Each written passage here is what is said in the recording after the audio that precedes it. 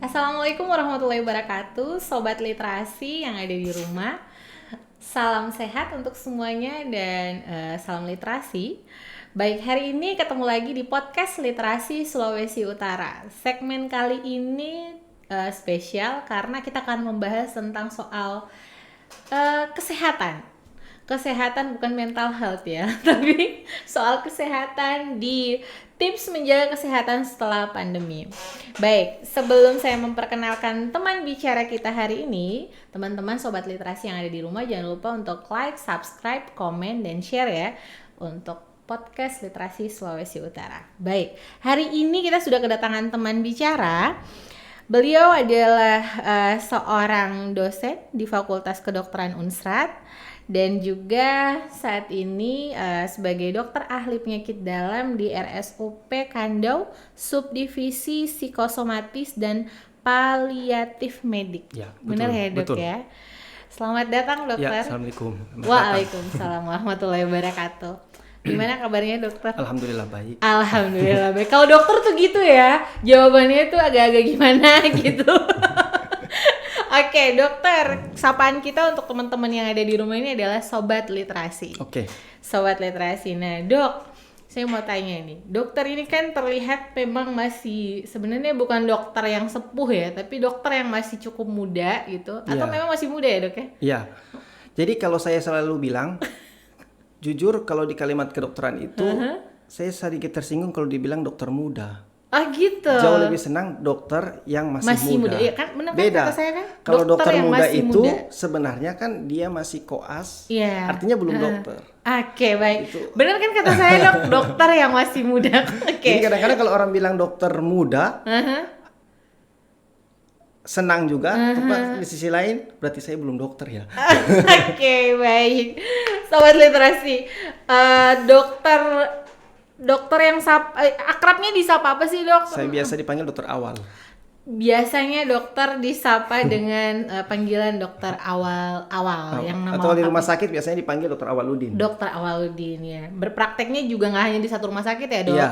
tapi juga ada di Saya keseharian selain sebagai dosen di kedokteran dan Prof Kando, juga keseharian di rumah sakit MMC Manado Medical Center. Oke. Ada juga di rumah sakit Islam Siti Maryam dan berpraktek mandiri di Apotek Kimia Farma daerah Perkamil. Oke, jadi kalau yang mau pergi untuk berkonsultasi bisa banget, nggak harus sakit kok kalau ke dokter Awaludin. Yang penting jangan sakit kantong kering. Ah ya, jangan ya dok ya, karena itu dokter, semua dokter juga nggak bisa ngebantu kayaknya sih dok. Oke, dokter awal, apa yang membuat dokter kemudian tertarik menjadi dokter spesialis penyakit dalam?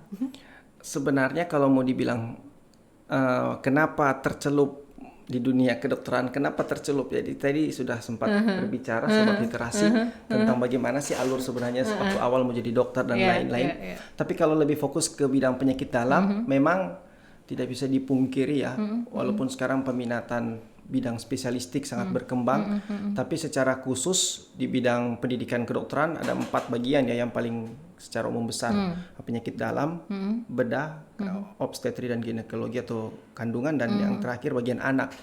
Dan dari keempat itu memang pemenuhan kebutuhan SDM itu yang paling perlu diperlukan secara merata itu di bidang penyakit dalam, karena bagaimana pasiennya itu sangat banyak dan lain-lain. Jadi ibaratnya kita sebagai garda terdepan untuk di bidang spesialistik untuk ini memecah kebuntuan masalah kesehatan di masyarakat. Sebelum nantinya mungkin kita akan melakukan pelayanan rujukan dan lain sebagainya, gitu.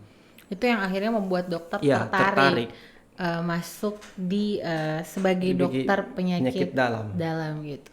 Oke, dok, bercerita tentang soal penyakit dalam. Berarti dokter, kita kan terkait dengan judul kita hari ini adalah tips untuk menjaga kesehatan usai dari pandemi ini gitu ya dok. Bagaimana dokter melihat landscape masyarakat saat ini untuk menjaga kesehatan mereka di pasca pandemi ini? Ya, kita pertama saya harus jelaskan dulu secara terminologi apa tuh pandemi, kemudian apakah sih dia sudah dikatakan pasca atau endemi atau masih tahap transisi. Oke. Jadi pandemi ini sebenarnya adalah endemi yang meningkat, kemudian terjadi penyebaran di berbagai negara bahkan benua. Oke. Endemi sendiri itu artinya adalah peningkatan penyakit secara tiba-tiba yang terjadi di berbagai wilayah. Jadi bedanya pandemi dan endemi ini lebih kepada kenapa penyakit itu meningkat secara tiba-tiba dan pandemi itu lebih secara tanggapan secara wilayah. Kalau kita lihat bagaimana landscape dan gambaran terkait dengan pandemi ini, masyarakat ya. Jadi sebenarnya kalau saya tidak ada sih orang yang mungkin bersyukur dengan adanya COVID ini. Tapi di sisi lain adanya COVID ini menjadi cara kita belajar. Bayangkan selama 2 tahun. Saya termasuk orang yang bersyukur kok. Bersyukur karena banyak tuh, termasuk di bidang digital. Pertama, kita diajarkan bagaimana cara cuci tangan. Dan ternyata ya di COVID itu kita dibina asrama untuk bagaimana cara cuci tangan selama 2 tahun lebih. Kita 2 tahun gak main-main. setiap kali masuk ke tempat berbelanjaan malah kadang-kadang saya yang lupa seorang penjaga itu yang malah mengingatkan, Pak cuci tangan dan lain-lain. Kita oh iya betul, harus betul juga. Setelah keluar juga cuci tangan. Baru yang kedua sebenarnya banyak manfaat juga sebenarnya secara pandemi ini. Contoh di bidang teknologi dan lain-lain kita sudah lebih melek. Contoh Zoom, termasuk mungkin podcast-podcast ini yang dulu mungkin masih kurang. Kebanyakan kita kan penyuluhan langsung di lapangan. Sekarang ternyata kita sudah melek di dunia digital. Jadi kalau saya lihat sekarang jauh sangat meningkat pesat pola-pola pencegahan kesehatan itu, pelayanan kesehatan maupun modifikasi lifestyle gaya hidupnya masyarakat itu. Karena apa tadi? Mereka sudah terbiasa dengan menggunakan lain-lain. Bahkan masker. Yang dulu kan sebenarnya masker itu perlu, apalagi untuk mungkin mohon maaf pengguna roda motor, dan lain-lain perlu kan. Tapi sekarang kan akhirnya kita jadi lebih melek lagi dan jadi secara tidak langsung juga mungkin ke depan dengan harapan peningkatan juga akses kesehatan. Di insya Allah juga ya harapannya ke depan juga masih meningkat juga peningkatan kesadaran masyarakat. Walaupun sebenarnya ya bicara soal pandemi ini kan bicara tentang infeksi dan lain-lain. Walaupun secara hasil penelitian terakhir bukan cuma masalah penyakit infeksi malah yang meningkat sekarang. Jadi ada penyakit penyakit penyakit kronis yang mungkin kita harus cegah juga, jangan begitu. Jadi orang fokus kepada COVID sebenarnya ada PR lain. Ada PR lain gitu ya dok. Malah penyakit yang lebih berbahaya gitu ya, mengancam manusia gitu. Kita hanya fokus di pandemi. Dokter, berarti kan dokter melihat bahwa ternyata ada kebiasaan baru nih. Terlihat di teman-teman masyarakat gitu ya, terkait dengan bagaimana menggunakan masker. Kemudian juga orang akhirnya juga jadi taat untuk cuci tangan, belajar cuci tangan yang baik bagaimana gitu kan dok. Dan juga di sekolah-sekolah akhirnya juga sangat diperhatikan soal kebersihannya, disinfektan dan lain-lain. Nah artinya itu sebenarnya mengajarkan kita juga terkait dengan hal-hal kesehatan itu penting sekali untuk dijaga dari sisi mana saja gitu. Dan yang kita paling khawatir kan kalau misalnya kita di tempat umum, orang misalnya membawa misalnya lagi batuk atau apa, dia nggak pakai masker, kita yang nggak pakai. Jadi sekarang itu alarm, jadi orang itu jadi lebih aware alarm. Begitu dia batuk, kita jadi jadi yang takut. Yang mungkin kalau dulu sih biasa-biasa saja. Jadi sekarang pasca pandemi ini, bukan pasca ya, jadi masa transisi ini orang jadi lebih aware, bahkan batuk dan lain-lain orang jadi lebih segan untuk menegur. Kalau dulu kan jarang menegur, apalagi kalau yang bersangkutan mungkin tidak pakai masker gitu. Kalau sekarang malah kalau yang lagi batuk, aduh mending nggak keluar deh gitu, karena nanti dilihatnya tuh udah kayak orang lagi ngapain. Benar. Jadi orang jadi akhirnya sadar betul bahwa pentingnya untuk menjaga kesehatan.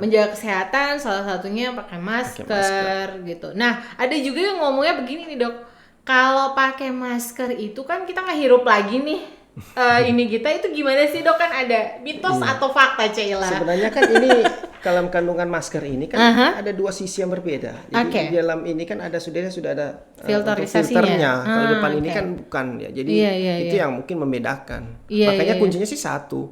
jangan lupa ganti masker kalau sudah pakai. Nah, ngomong-ngomong tentang soal ganti masker, Dok, yang paling efektif kita ganti masker. Misal dalam sehari itu berapa kali bisa kita ganti masker? Idealnya sih setelah kita pakai itu paling maksimal sehari sudah harus diganti setelah keluar. Kecuali pada saat itu gunakan masker kemudian peningkatan contoh batuk dan lain-lain, flu meningkat yang menyebabkan jadi lebih tidak higienis, secepatnya harus diganti juga. Oh, berarti idealnya memang 1 hari kalau kita tidak memiliki penyakit gitu ya, tidak lagi flu atau apa gitu. Tapi kalau misalnya tidak, nggak apa-apa itu 1 hari gitu ya. Dan usahakan kalau sudah pulang sudah keluar kemudian pulang, ya usahakan ya pada saat keluar lagi ganti aja maskernya. Langsung ganti maskernya. Oke, Dok, itu adalah sebuah langkah-langkah kita dalam menghadapi new normal gitu ya. Bicara new normal kan, Dok, sebenarnya sudah lama, ya.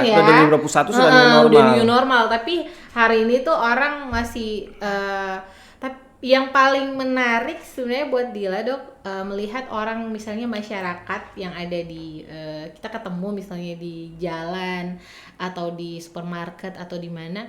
Saya pernah ketemu sama satu security di pusat perbelanjaan. Itu dia sampai berantem loh, Dok, sama masyarakat karena ibunya itu ngotot dia nanti mau beli masker di dalam. Tapi si security itu bertahan untuk tidak mau maksud dia tuh sedemikian ngefek banget ya ternyata efek dari pandemi ini gitu. Membuat orang jadi arahnya Dila tuh mau ngomong gini, Dok, berarti perilaku orang itu terbentuk dari harus dipaksa ya nggak sih? Betul, terkadang kan harus dipaksa dulu baru kita mulai aware. Dan sebenarnya kalau masalah di pusat perbelanjaan seperti itu tadi seperti saya katakan, bahkan saya dulu pun yang bisa dikatakan dokter, kadang-kadang kita kan sempat lupa, dan mereka itu yang terkadang lebih aware. Ya terlepas dari mungkin kebijakan dari tempat mereka bekerja dan lain-lain, kemudian aturan dari pemerintah juga kan di mana pusat perbelanjaan. Jadi tapi apapun itu menjadi alarm bagi semua orang. Nah, Dok, terkait tadi bahwa ternyata perilaku seseorang itu perlu dipaksa untuk kemudian dia bisa menjadi orang yang lebih aware terhadap sesuatu yang nantinya akan membahayakan diri dia dan orang sekitar mungkin. Nah, persoalan tentang itu, Dok. Kalau dokter kan di divisi yang ada di Kandau ini kan di rumah sakit RSUP Kandau, dokter di divisi psikosomatis dan paliatif medik. Ini sebuah divisi yang menarik sih buat saya, Dok. Nah, terkait dengan tadi, Dok, perilaku kemudian akhirnya orang itu harus dipaksa untuk sehat dan segala macamnya gitu. Nah, ada kan orang kalau masuk rumah sakit ngomongnya gini, dokter saya tuh mah gitu, tapi kok nggak hilang-hilang, Dok? Saya udah periksa nih ke rumah sakit ini, mereka bilang saya nggak ada penyakit apa-apa gitu, tapi saya masih sakit deh gitu. Itu gimana, dokter? Jadi memang ada, ya itu tadi mungkin masuk di dalam bidang keilmuan yang keseharian saya geluti. Di bidang ini selain penyakit dalam ada divisi yang saya geluti, atau kalau pendidikan secara umumnya gelarnya konsultan ya. Nah, yang mungkin sementara akan lagi baru mau berkembang di Sulawesi Utara. Jadi untuk mengatasi sakit mah itu atau penyakit-penyakit yang lain itu kita harus memfilter dulu atau melakukan pemeriksaan penunjang. Nggak gampang untuk mengatakan, makanya di rumah sakit kadang-kadang saya agak kurang berkenan kalau mereka langsung bilang sakit ini, sakit itu, kalau belum dilakukan pemeriksaan penunjang. Langsung mendiagnosis diri sendiri gitu ya. Nggak gampang sebenarnya, bahkan untuk sakit mah pun sebenarnya itu nggak gampang dalam tanda kutip. Jadi mungkin untuk sakit mah itu kan kumpulan gejala tentang di daerah di abdominal. Kemudian dia harus dipisahkan dulu, dieliminasi. Contoh pemeriksaan yang paling dasar mungkin dia USG. Dilihat lagi USG apakah ada masalah secara struktural dan lain-lain, ada gangguan fungsi ginjal, ada batu ginjal, batu empedu dan perlemakan hati atau usus buntu. Di situ kita lihat kalau memang ada masalah, berarti kita terapi sesuai dengan hasil pemeriksaan penunjang yang sudah kita lakukan. Kalau tidak ada, mungkin yang paling itu ya kita harus lakukan juga EGD atau endoskopi untuk melihat lebih jauh lagi di saluran cernanya. Pun setelah itu kalau kita temukan contoh hasilnya normal dan lain-lain, ya bisa dikatakan pasien itu mengidap gangguan psikosomatik, artinya ada kecemasan karena sudah dibuktikan secara pemeriksaan penunjang dan hasilnya tidak akurat, tidak membuktikan bahwa dia itu sakit sesuai dengan itu. Sebenarnya kita tidak bisa menyalahkan juga pasien itu karena keluhan itu namanya dia datang ke kita, ke dokter, berarti kan memang secara itu dia ada masalah. So, kita juga lah yang harus mencari solusinya.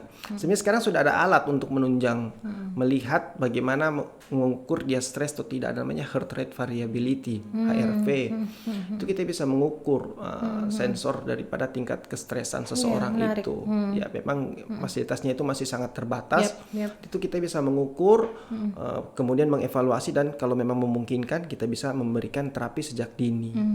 Dan menurut beberapa penelitian dan pengalaman di kota-kota berkembang, hasilnya sih alhamdulillah ada perbaikan-perbaikan.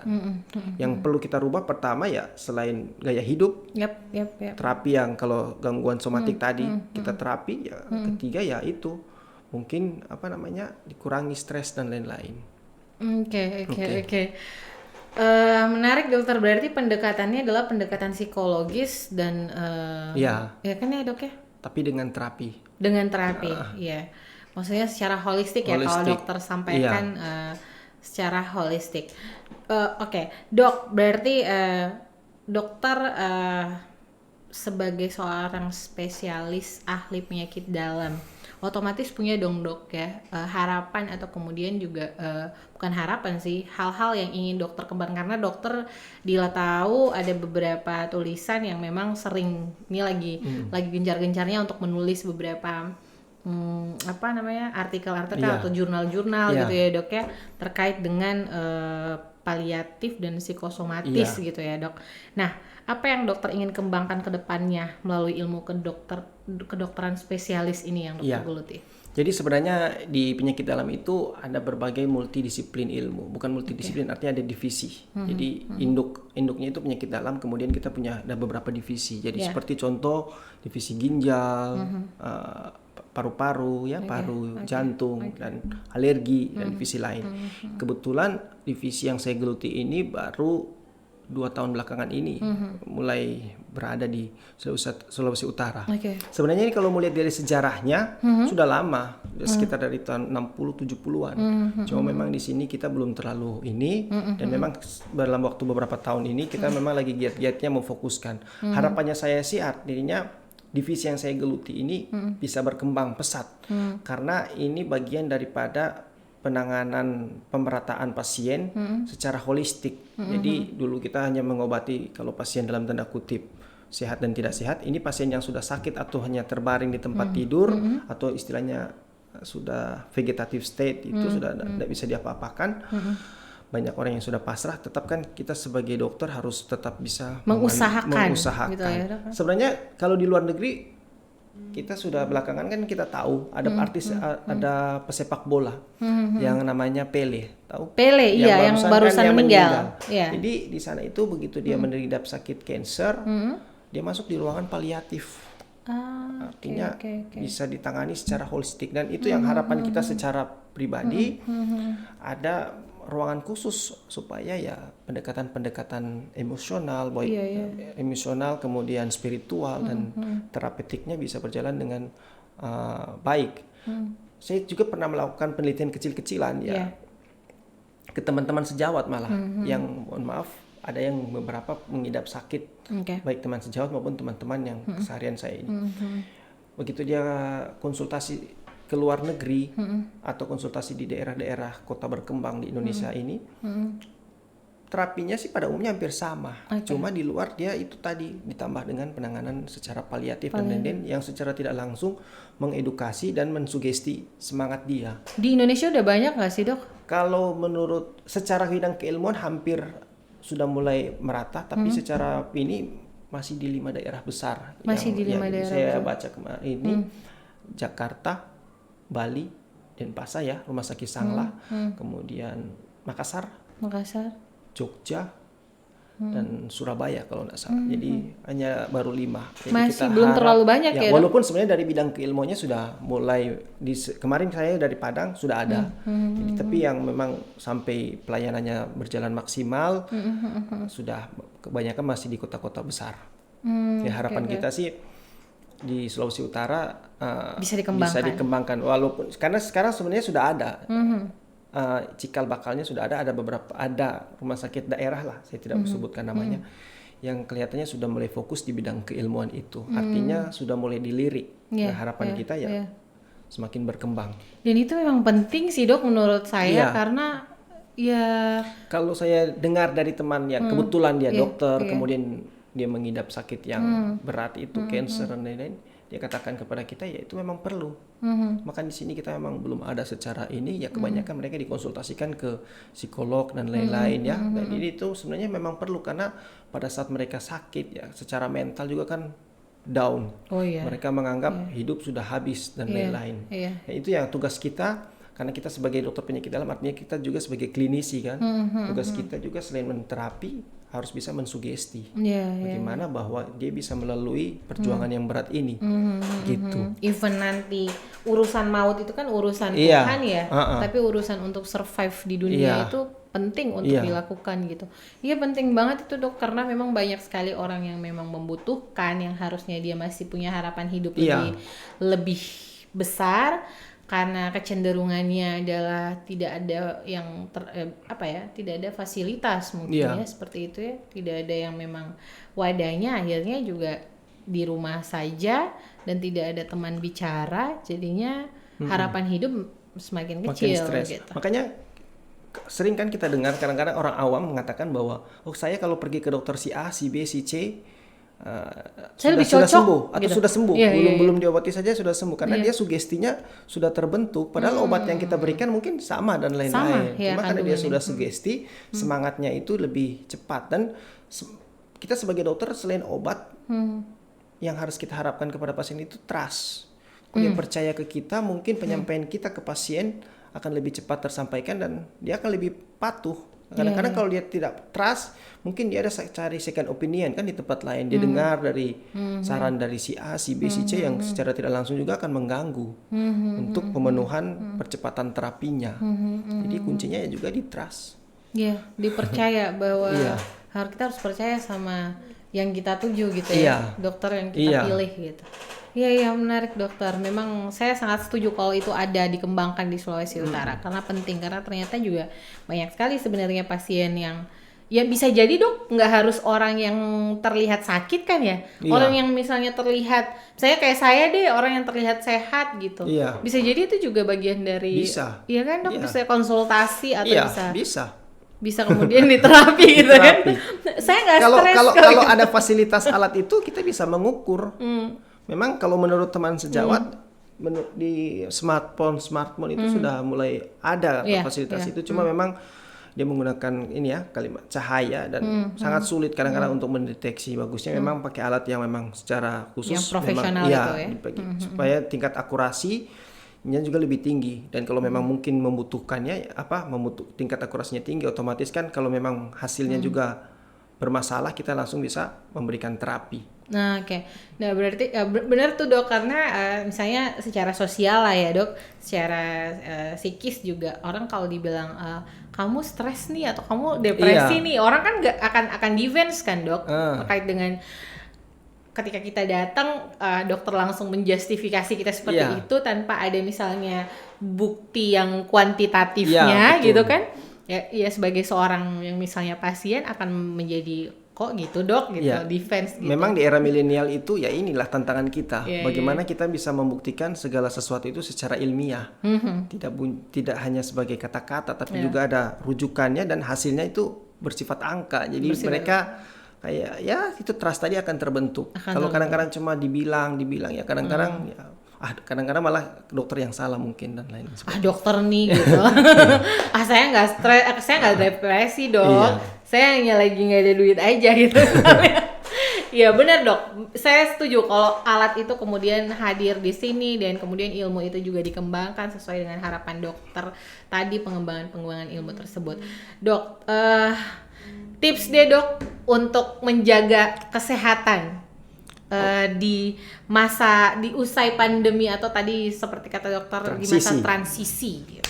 Karena kita belum bisa ngomong endemi karena belum disahkan. Belum disahkan, belum dicabut. Jadi ya kuncinya tadi secara sudah saya singgung beberapa. Pertama ya menjaga kesehatan lewat olahraga, aktivitas fisik. Usahakan ya bagusnya kita sebelum pagi masuk kerja jam 7, bangun pagi-pagi jam 5, setengah 6, bisa latihan setengah jam untuk aktivitas, tidak usah yang terlalu berat. Mungkin kita bisa jalan-jalan lari-lari di sekitar kompleks rumah, atau lari-lari di rumah mungkin kalau ada alat fasilitas untuk olahraga. Yang penting jangan lari dari kenyataan. Baru yang kedua, makanan. Makanan yang sesuai dengan kebutuhan. Kan dari kecil kita sudah ajari 4 sehat 5 sempurna. Yang penting tidak tambah ya makanannya. Sesuai saja secukupnya. Kalau sekarang masih 4 sehat 5 sempurna, bukannya udah ini ya Dok ya? Udah menu menu lengkap gitu. Iya, menu lengkap, kan? Tapi sebenarnya tidak jauh-jauh dari itu kan, kebutuhan gizi.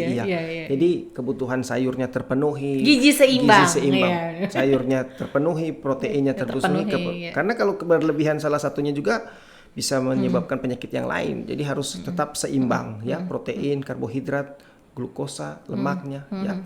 Kemudian yang ketiga, terakhir ya, tetap menerapkan asrama selama COVID. Menerapkan protokol pakai masker, cuci tangan dan lain sebagainya. Dan yang penting terakhir, tetap positive thinking. Mental health harus dijaga, jangan stres, karena ya itu salah satu yang memicu stres itu yang akan menyebabkan kita penyakit lain. Yes, gitu. betul sekali. Oke, dokter. Wow, tidak terasa ternyata kita udah di penghujung acara, dokter. Kita ngobrol, saya masih pengen ngobrol panjang dengan dokter, tapi mudah-mudahan nanti dokter ini bukan terakhir datang ke podcast Literasi Sulut, akan ada segmen-segmen berikutnya. Terima kasih banyak dokter sudah sharing hari ini.